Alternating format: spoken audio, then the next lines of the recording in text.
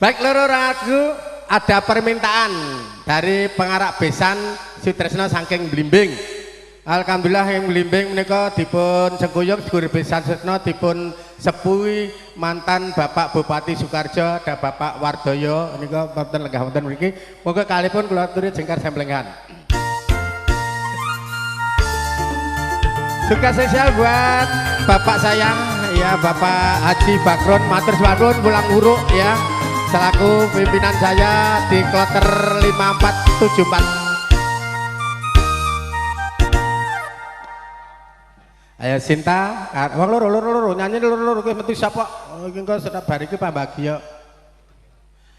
Juga di kesempatan yang berbahagia ini ingkang ngersake kanca-kanca dados protokol dalangipun Mas Haryanto. Bener nggih? Haryanto itu adalah seorang guru besar juga seorang terapis ya, terapis ya loro napa mawon pun monggo mengke kersakaken mriku nggih. Nek gawok ngetan wonten patung pit ya lho Nduk kowe. Lah kowe rung anak to kowe iso rono iso. Sing gawok ngetan. Wis dicoba iki sama anak ora ngono iso. Anu, Mbak Sinta rung anak. Iki permintaan saka Besan Sutresno. Oh nggih. Diperkuat saking guru besar kula punipun Bapak Bakron, Pak Haji Bakron. Pak Haji Pak. Pak Haji, oh sesama. Sing ngulon aku nggih ngi, sing mulang muruk, sing marai aku njewer aku kan. Iki njaluk lagu Podang Kuning spesial buat mempelai berdua. Ya, monggo. Kang Mas Lelo. Ngene maju kene. Iki sing siji rambok deke engko mesu lho Mas. Jare ini. Jare iki telu sing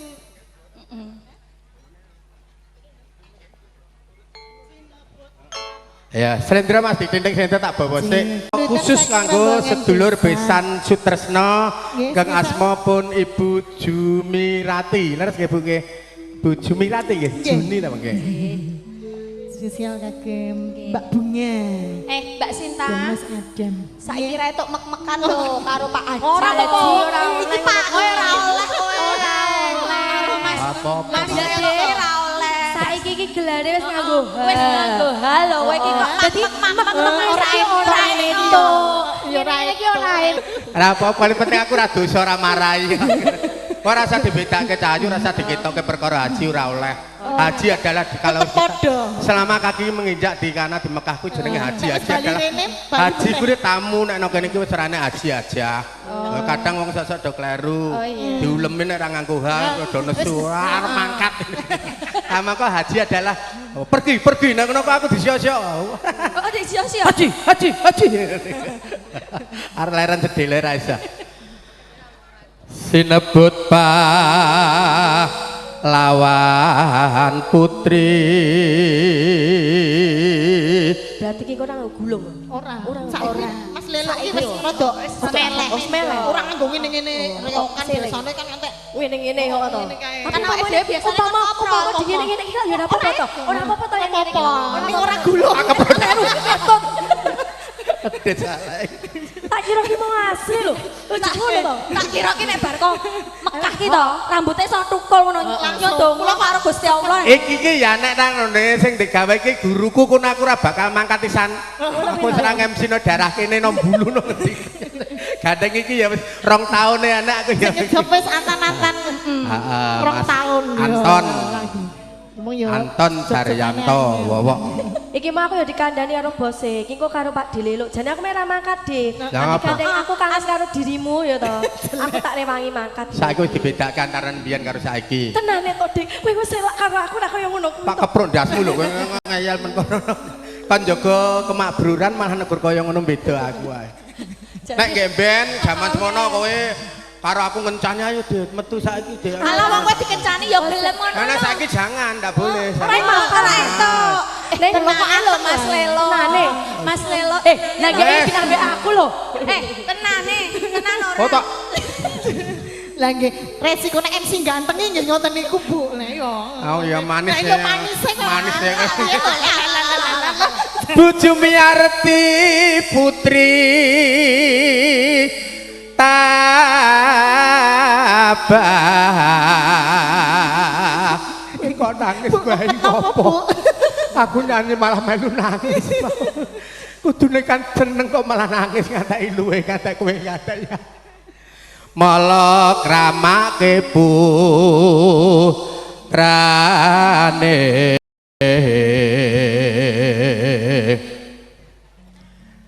Pepriadam engkeng asma Bunga Oktavia yen pamunten Bunga Oktavia putri kula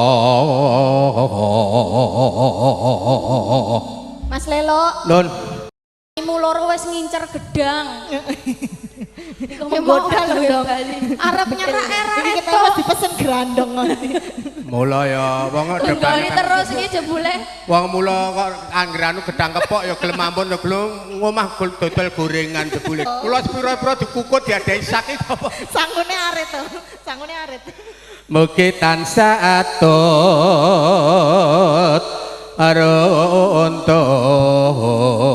aruntut pindha mimi hamin tuna ben gayeng tur ki ya senengane Kang Masku Wowo iki seorang petani yang sukses luar biasa le usaha kecekel pokoknya nyambut apa wis los banget pemuda sukses ya Mas Wowo iki ning kene iki saku njaluk Wowo ngono enak monggo dipun seragen garap gen gayeng monggo Ora nggo kaprol ta, Mbah? Mbah. Lho kok nganggo. Nganggo nggih, Bu nggih. Dil. Mbah Lelo, kaprol Mbah Lelo. Oh no. Ya ayo yo. Bonita. Alon-alon ae yo. Sabar Pak Lurah sabar Pak Lurah.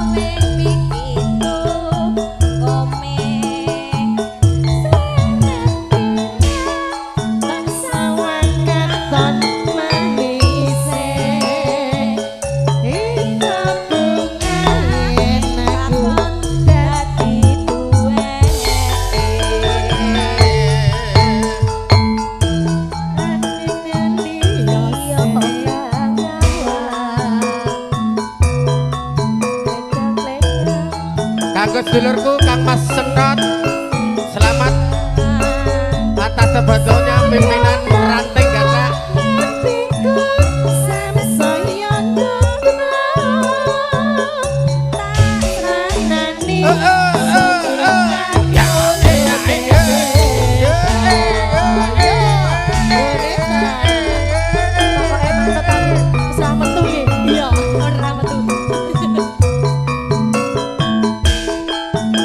Aku arep nang kene, ndak kesamplok.